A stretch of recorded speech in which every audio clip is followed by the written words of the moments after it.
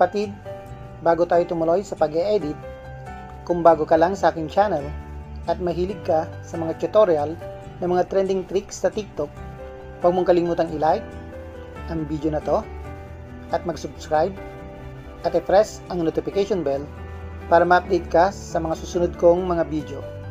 2 o 3 o higit pa a week kung mag-upload ako ng mga tutorial. Pakishare na rin po ang video. Maraming salamat at tara na po, mag-edit na tayo.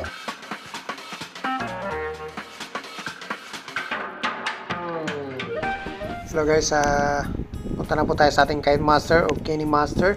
Yan, nasa 16:9 po tayo mga kapatid. Yan, gagawin po natin yung kung paano po mag-cut ng tubig sa hose po mga kapatid. Yan, punta po tayo doon sa video na gagawin natin, and then press check po tayo. Then check po natin yung video na gagawin natin. Ito po yung original video ulit mga kapatid.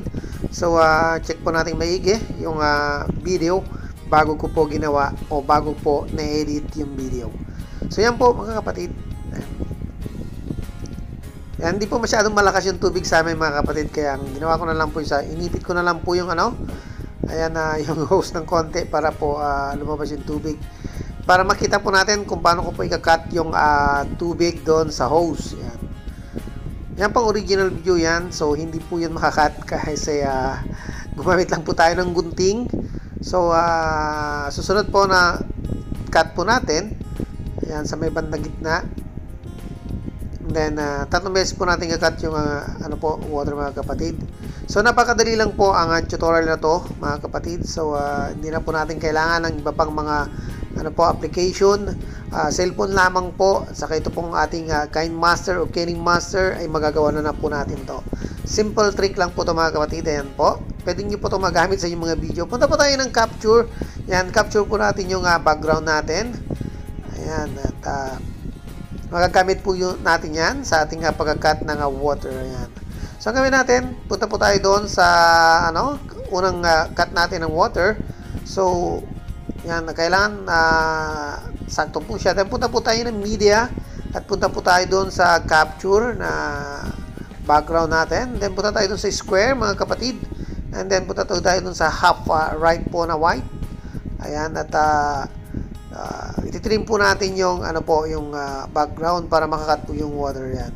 So hilahin po natin yung ginawa nating layer na background hanggang doon sa dulo. Ayan, and then check natin yung ginawa natin. Yan lang po, timing po natin yan. And then adjust lang po natin yung mga kapatid. Nasa inyo naman po kung naka-eksaktong na po tayo ng pagka-cut. So check lang na po nating maigi ba yung mga ginagawa natin pag nag-edit po tayo. Then adjust po natin yan. Then play natin kung nakat ba natin yung ayan. So nakat nga po yung water yan mga. Ganun lang po kasimple po mga kapatid ang tricks na to. Pasensya na po at talagang ganun po. And then natanggalin po natin yung ayan, trim po natin yung video pagkatapos check po tayo. Yan. And then click po natin yung nakat na video sa kanan, and then tanggalin po natin ng background yun. And then press check po tayo mga kapatid. Ayan. At tingnan natin ginawa natin. Ayan. So nakat nga po yung yung water. And then ganun din po ating gagawin doon sa pangalawa. Sa tatiming lang po natin ang pagka-cut diyan. Cut po natin yung yung water diyan. Tapos sakto po doon na ginugunting nung ginugunting ko po yung yung tubig po. Ayan. So kailangan lang po lang po eksakto lang po sa paggupit. Then pupunta na naman po tayo ng layer at tapos ng media, punta po tayo dun sa capture na ginawa natin kanina. Gawin nating layer ulit, and then punta po tayo dun sa kalahating puti at para ma-adjust lang po natin yan. So ganyan lang po mga kapatid ang pagkat ng water, and then hilahin lang natin yun hanggang sa dulo, and then check po tayo. So ganoon lang ang mangyayari mga kapatid, and then try na natin, check natin kung naka-timing ba tayo. Ayan. So pagka okay na siya, tingin nyo naman okay na po siya. Yan, dapat ayan, dapat nakalitaw pa rin po yung tubig. Kasi pag pinakadulo, baka naman sabihin nila inipit lang natin yung hose para na pumawala yung tubig. So, ganoon na po. Kailangan may konti po siyang may iwan. Ayan. Then, punta po tayo ng media, and then, punta po tayo dun sa capture uli, and then dun sa, kinapture natin, then sa kaliwa na naman po tayo, and then, eksakto, ilagay po natin doon sa pinakalas na pagkakat natin ng water. And then, hilahin po natin ginawa na natin na layer na capture. Ayan, and then, play po natin, check po natin kung okay na ba siya. Ayan, so kailangan kapatid isa may may iwan po na yan, may iwan po na tubig po para nakikita nila yung tubig. So adjust lang po tayo doon sa sa pag natin doon sa pagkakat. Ayan. Yan, pagka okay na po siya mga kapatid, then gagawin natin is i-trim na lang po natin yung mga excess video diyan, yung mga hindi na po kailangan ng mga video. Yan, kailangan sa lapag natin para hindi na po tayo mag-i-edit diyan. Tapos sakto lang po natin yan, timing lang po natin. Then pagka okay na siya, ayan, hilahin natin ng konti para maging yung pag-trim natin doon sa isa hindi na po siya hahaba. Ayan. Then check po tayo, and then try po natin ulit kung okay na siya. Ayan. So pag okay na po siya mga kapatid, ayan, at kailangan natin ng eksaktong diyan na may lumitaw na konting tubig. Ayan, para hindi po siya umaba, para hindi po halata yung pag-trim natin. And then trim natin yan mga guys, mga kapatid, yung mga yung mga video, kailangan na tanggalin na po natin yan, yung mga excess video na po. Yan, at tapos trim lang natin. At pagka na-trim na natin po lahat yan, ayan, kailangan na dire-diretso po, mas mahaba po yung layer natin kaysa dun sa video na ginawa natin.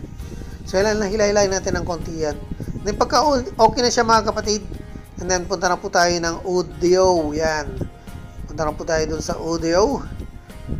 Then hanap po tayo ng sa music asset, ng background na music na gagawin natin. So ito na lang gagamitin natin mga kapatid. Yan, yung na lang. Ito po yung napili ko, and then press check po tayo. Ayan, then click natin yung ginawa nating kinuha natin na music background, then iloop lang natin to, then lock to in para hindi na po tayo magka-cut. And then press natin yung volume, pabain natin ng konti. And then press check po tayo mga kapatid. And then try na natin po yung video na ginawa na natin. Ayan. So, ganyan lang po kadali ang paggawa natin mga guys. So, check nyo na lang po siya is kung talagang Ayan, so pumapatak po yun, kaya gumagalaw po yung mga dahon. Kaya ko po kinat po kanina yung yung sounds po mga kapatid is para makita po nila yung yung patak ng tubig hindi po tuloy-tuloy pag kinat po natin. Ayan, so kinat po natin yan. Okay.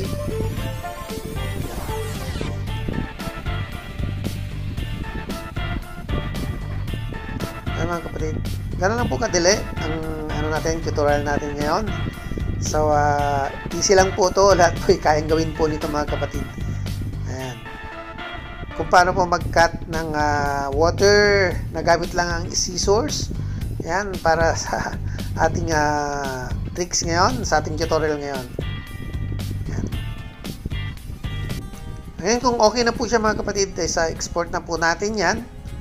Pagka sakto na po lahat, then export natin. Ganoon lang po kadali ang paggawa natin mga kapatid, at maraming salamat po uli sa inyong panonood, at sa mga hindi pa po nakakapag-subscribe sa ating channel Sir Dan TV, huwag niyo kalimutan mag-subscribe po, share at i-like po ang ating video. Maraming salamat po uli mga kapatid, at hanggang sa muli sa aking next video po. God bless po sa inyong lahat.